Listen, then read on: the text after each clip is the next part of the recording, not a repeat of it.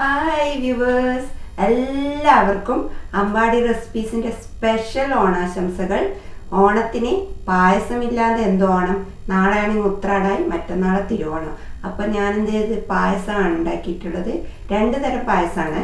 അതിലൊന്ന് അടപ്രഥമനും ഒന്ന് നമ്മുടെ സേമിയ പായസവും. അതെങ്ങനെയാണ് ഉണ്ടാക്കുന്നതെന്ന് നോക്കാം. നമുക്ക് ആ വീഡിയോയിലൊക്കെ ഇട്ട് കിടക്കാം. അടപ്രഥമൻ ഉണ്ടാക്കാൻ വേണ്ടി ഞാനിവിടെ എടുത്തിട്ടുള്ളത് 200 ഗ്രാമിൻ്റെ പാക്കറ്റാണ്. ഇത് മാർക്കറ്റിലൊക്കെ വാങ്ങിക്കാൻ കിട്ടും കേട്ടോ. ഒരു പാത്രം അടുപ്പത്ത് വെച്ചിട്ട് നമുക്ക് ഈ അട വേവിച്ചെടുക്കാം. വെള്ളം കുറച്ച് ചൂടാകുമ്പോഴേക്കും ഞാൻ അട ഇതിലേക്ക് ഇട്ട് കൊടുക്കുകയാണ്.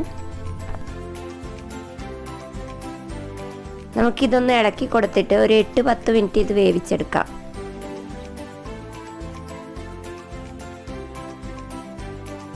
അട വേവുമ്പോഴേക്കും നമുക്ക് വെല്ലം ഉരുക്കിയെടുക്കാം. ഇവിടെ ഞാൻ എടുത്തിട്ടുള്ളത് ഒരു 400 ഗ്രാം വെല്ലം എടുത്തിട്ടുണ്ട് കേട്ടോ. ഈ വെല്ലത്തിലേക്ക് ഞാൻ ഉരുകാൻ വേണ്ടിയിട്ട് 1 ഗ്ലാസ് വെള്ളം കൂടി ചേർത്ത് കൊടുക്കുന്നുണ്ട്.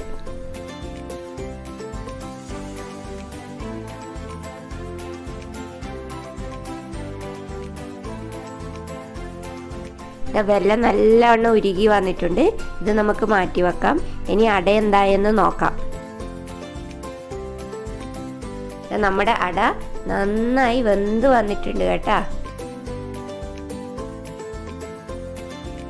നമ്മൾ വേവിച്ച അടയില്ലേ, ആ അട നമ്മൾ ചൂടുവെള്ളത്തോട് കൂടി തന്നെ ഈ അരിപ്പയിലോട്ട് ഒഴിച്ച് എടുക്കുകയാണ്.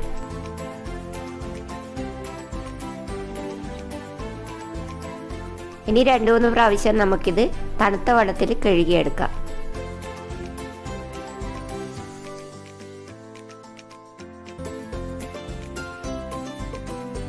കഴുകിയെടുത്ത അടയാണ് നിങ്ങളിപ്പോൾ കാണുന്നത്.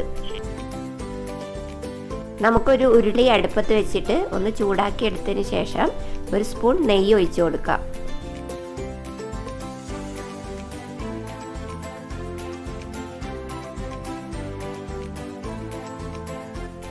നെയ്യ് ചൂടായതിന് ശേഷം നമ്മൾ നേരത്തെ ഉരുക്കിയെടുത്ത വെല്ലമില്ലേ, അത് ഇതിലേക്ക് ഒഴിച്ചു കൊടുക്കുക. ഒരു അരിപ്പയിലൂടെയാണ് ഞാൻ ഇതിലേക്ക് ഒഴിച്ചു കൊടുക്കുന്നത്.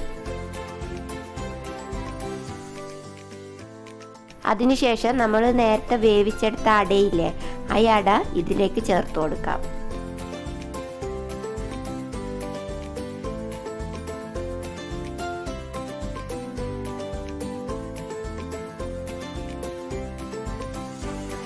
ഈ അടയും ഈ വെല്ലം ഉരുക്കിയതും എല്ലാം കൂടി നന്നായി നമുക്ക് മിക്സ് ചെയ്തെടുക്കാം. ഇത് നല്ലോണം കുറുകി വരണം. ഇളക്കി ഇളക്കി നന്നായി കുറുകി വരണം. നമ്മുടെ അടയില്ലേ ഇപ്പോൾ നന്നായി കുറുകി വരുന്നുണ്ട്, നിങ്ങൾക്ക് കാണാൻ പറ്റുന്നില്ലേ. ഇനി ഇതിലോട്ട് നമുക്ക് 3-ാം പാൽ ഒഴിച്ച് ഒന്ന് നന്നായി ഇളക്കിയെടുക്കാം. ഞാനിവിടെ എടുത്തിട്ടുള്ളത് 2 വലിയ തേങ്ങയുടെ പാലാണ്. അതിൽ നിന്നാണ് 3-ാം പാലിപ്പോൾ ഒഴിച്ചിട്ടുള്ളത്. തേങ്ങയുടെ 3-ാം പാൽ ഒഴിച്ചതിന് ശേഷം ഇളക്കി അത് നന്നായി കുറുകി വന്നിട്ടുണ്ട്. ഇനി നമുക്ക് ഇതിൻ്റെ 2-ാം പാൽ ചേർത്ത് കൊടുക്കാം.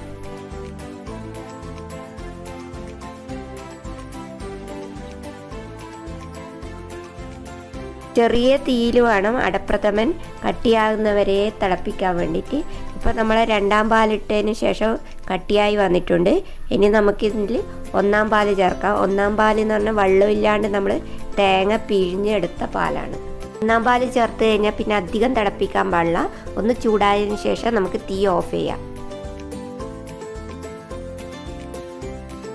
അതിനുശേഷം നമുക്ക് 1 സ്പൂൺ ഏലക്കാപ്പൊടി കൂടി ചേർത്ത് കൊടുത്തിട്ട് ഒന്ന് ഇളക്കിയെടുക്കാം.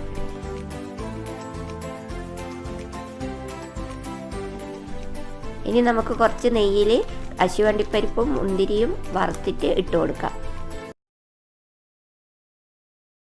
ഇതാ നമ്മുടെ രുചികരമായ അടപ്രഥമൻ ഇവിടെ റെഡി ആയിട്ടുണ്ട്. ഇത് നിങ്ങൾ എന്തായാലും ട്രൈ ചെയ്ത് നോക്കണം. ഇനി നമുക്ക് മറ്റേ പായസത്തിലേക്ക് കിടക്കാം.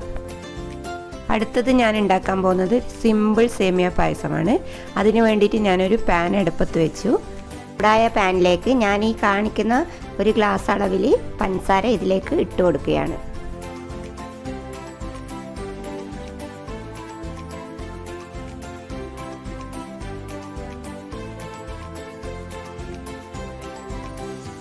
ഒന്ന് ഇളക്കി കൊടുത്തതിന് ശേഷം കുറച്ച് വെള്ളം ഒഴിച്ചിട്ട് നമുക്ക് ചെറു തീയിൽ ഇതൊരു ബ്രൗൺ കളറാകുന്ന വരെ ഇളക്കി കൊടുക്കണം. നിങ്ങൾക്കിപ്പോൾ കാണാം പഞ്ചസാരയുടെ കളറൊക്കെ മാറി വരുന്നുണ്ട്. ഇനി ഒരു കുറച്ചും കൂടി ഒരു ബ്രൗൺ കളറാവണം. ഇത് ചെറുതീയിലേ മാത്രമേ ഉണ്ടാക്കാൻ പാടുള്ളൂ കേട്ടോ.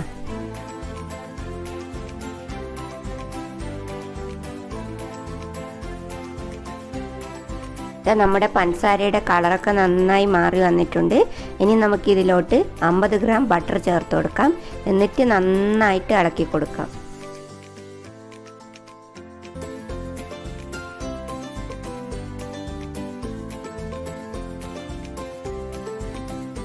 ബട്ടർ ഈ പഞ്ചസാരയിൽ മിക്സ് ആയതിന് ശേഷം നമ്മൾ 1 ലിറ്റർ പാല് ഇതിലേക്ക് ചേർത്ത് കൊടുക്കുന്നു. പാലിട്ട് കഴിയുമ്പോൾ ഇത് ഇളക്കുമ്പോൾ കട്ട പിടിക്കുക. അത് സാരമില്ല, ചൂടാനനുസരിച്ച് അത് മെൽറ്റായിക്കോളും.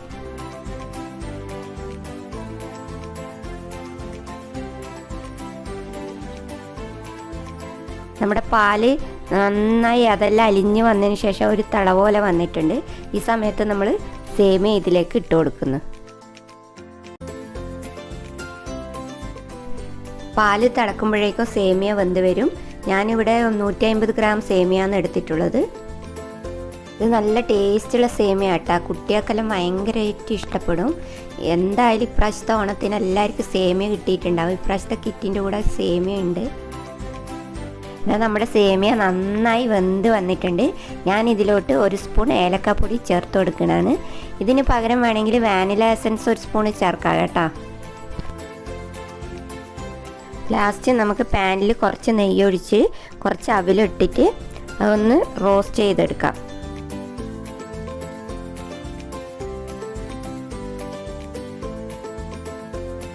റോസ്റ്റ് ചെയ്ത് ഇത് നല്ല അവിൽ നല്ല കറുമുറ പോലെ വന്നിട്ടുണ്ട്. ഇത് നമുക്ക് ഈ സേമിയ പായസത്തിലേക്ക് ഇട്ട് കൊടുക്കാം.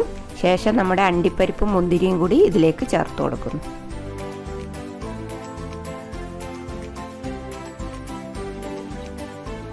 അങ്ങനെ നമ്മുടെ സേമിയ പായസം ഇവിടെ റെഡി ആയിട്ടുണ്ട്. നല്ല ടേസ്റ്റാണ് കേട്ടോ 2 പായസവും. ഈ തിരുവോണത്തിന് നിങ്ങൾ ഈ 2 പായസവും ഉണ്ടാക്കണം. പിന്നെ ഇത് ടേസ്റ്റ് ചെയ്യാൻ ഞാൻ 2 ആളെ വിളിക്കുന്നുണ്ട് കേട്ടോ.